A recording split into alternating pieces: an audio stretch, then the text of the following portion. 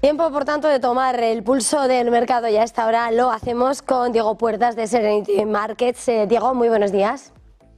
Muy buenos días, encantado de saludar. Encantados nosotros de tenerte en esta cuenta atrás, apenas 2 horas para que llegue ese informe de empleo y con unos mercados que parecen querer subiendo pese a todas las presiones y tensiones geopolíticas. ¿Cómo tomáis el pulso del mercado? Bueno, pues muy pendientes del dato de empleo de Estados Unidos de hoy. Creo que es el punto más importante, es el punto en el que hay que estar pendientes. Llevamos 4 o 5 sesiones, prácticamente toda la semana, con un aumento de volatilidad bastante considerable en el mercado, pero lo cierto es que los datos económicos, y hablo de Estados Unidos, están saliendo positivos y eso está sosteniendo el soporte de los 5.700 en el S&P 500 y también en el Nasdaq soportes importantes. Es decir, ante el aumento de volatilidad no estamos viendo correcciones severas. Lo contrario ocurre en Europa. En Europa sí que es cierto que estamos viendo correcciones un poco más severas durante la semana, quizás también porque le afecta un poco más de cerca todo lo que ocurre entre Israel e Irán y hemos tenido pues algún conflicto un poco micro por ahí con alguna tecnológica, rebajas a la industria bancaria y demás. En este escenario, Diego, estamos muy pendientes, sin lugar a dudas, de lo que puede ser esa tensión geopolítica en una semana en la que el petróleo ha subido un 8%. Goldman Sachs dice que incluso ve $20 más en el precio si realmente colapsa el sistema petrolero de Irán. No sé qué lectura hacéis mirando a ese oro negro en cuanto a su impacto, riesgos inflacionistas, comercio. ¿Cómo estáis asistiendo a ese movimiento o lo situáis mucho más temporalmente vinculando al conflicto? Bueno, al final el petróleo West Texas, por ejemplo, estaba en los $65 hace relativamente unas sesiones.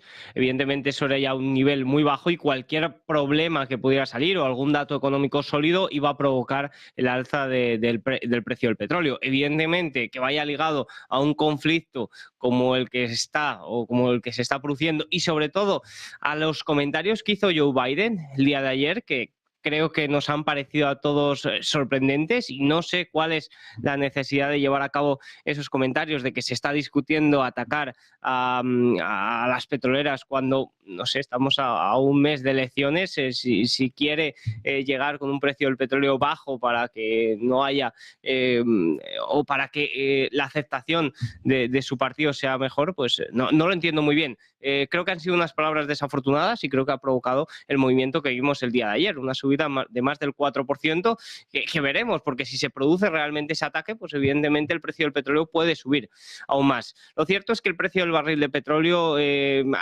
ante una circunstancia como tal, evidentemente va a recuperar los $80 y se puede ir a los 100, pues se puede ir a los 100 dependiendo de la profundidad y de cómo vaya sucediendo todo. Con respecto a las presiones inflacionarias y demás, bueno, a mí la verdad es que no me preocupa mucho. Por ejemplo, ayer tuvimos el dato de ISM Servicios. Sí que es cierto que vimos un aumento en los precios pagados, pero si vemos la media de los últimos 10 años estaría más o menos en la media, ¿no? Con respecto a los datos previos a la pandemia. Es decir, no es algo que me esté preocupando, básicamente porque la inflación de los servicios no ha vuelto a los objetivos. Es la inflación de los servicios la que está todavía tensando los datos de inflación. Son los bienes lo que está en deflación, es decir, los bienes es lo que está lastrando el índice de precios, volverá a terreno de crecimiento relativamente pronto y la inflación de servicios, si vemos índices como el Supercore, que son los servicios excluyendo la vivienda, se mantiene todavía por encima del 3%, incluso cercano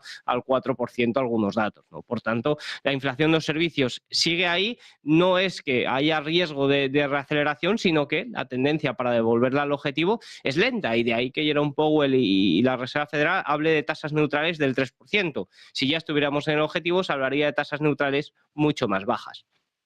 Quería preguntarte, sobre todo mirando al mercado, al tiempo real del mercado, porque hoy entre los muchos asuntos que estábamos vigilando era por la parte geoeconómica la implantación de esos aranceles más fuertes por parte de Europa a los vehículos eléctricos chinos. Hoy, sin embargo, las automovilísticas están subiendo, ya han sufrido mucho simplemente esos anuncios, pero quería preguntarte en este escenario en el que, bueno, parece que se abre más cercana la posibilidad de una guerra comercial con China y ese sector automovilístico, ¿cómo lo analizáis?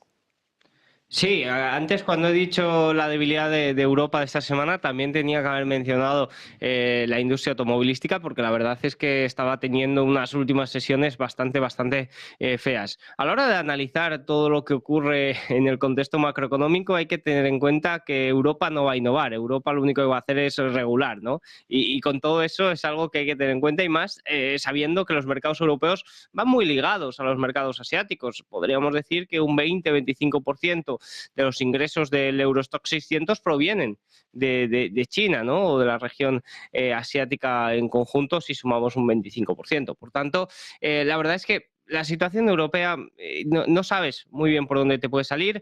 En China estamos viendo que los estímulos han sido fuertes, o parece que puede ser un primer impulso importante. Veremos ahora, a partir de ahora, si hay un aumento de posicionamiento en los mercados chinos, si vemos también que la economía empieza a recuperarse, porque lo que estamos viendo es un impulso muy fuerte, un cierre de cortos muy fuerte, pero hay que ver que el posicionamiento vaya aumentando, que las compras empiecen a llegar, y que la economía, que estos estímulos que se están trasladando, pues sean de verdad, o se trasladen de verdad hacia donde quieren, porque sí que es cierto que estamos viendo estímulos directos, pero hasta ahora estamos viendo que la mayoría de estímulos económicos eran indirectos. Al final, un aumento de reservas bancarias, lo que se podría llamar un QE, lo que provoca es mayor liquidez dentro de los bancos comerciales. Luego son los bancos comerciales los que tienen que trasladarlo a los ciudadanos. Pero también hemos visto alguna medida de estímulo más directo que puede ser que venga bastante bien. Pero a la hora de tratar Europa, ya sea con China o ya sea con, por ejemplo, nos pasa con Apple, ¿no? El nuevo iPhone, la inteligencia artificial no la tiene. La eurozona está más pendiente de regular que de innovar. O, por ejemplo, a la hora de la inversión, yo esto es algo que no entiendo y que me quiero quejar ya públicamente por aquí con los ETFs. Al final, prácticamente nos perjudica que no podamos comprar ETFs americanos en Europa, de lo que nos protegería, ¿no? Pues, muchísimas gracias por todo este tiempo de análisis, Diego Puertas, Serenity Markets. Un placer. Feliz jornada, feliz negocio, feliz fin de semana. Muchas gracias, un saludo, y también un saludo a todos los oyentes, tanto de aquí como del otro lado del charco. Pues sí, a todos ellos. Nosotros continuamos, pero antes hacemos una pequeña pausa y enseguida volvemos.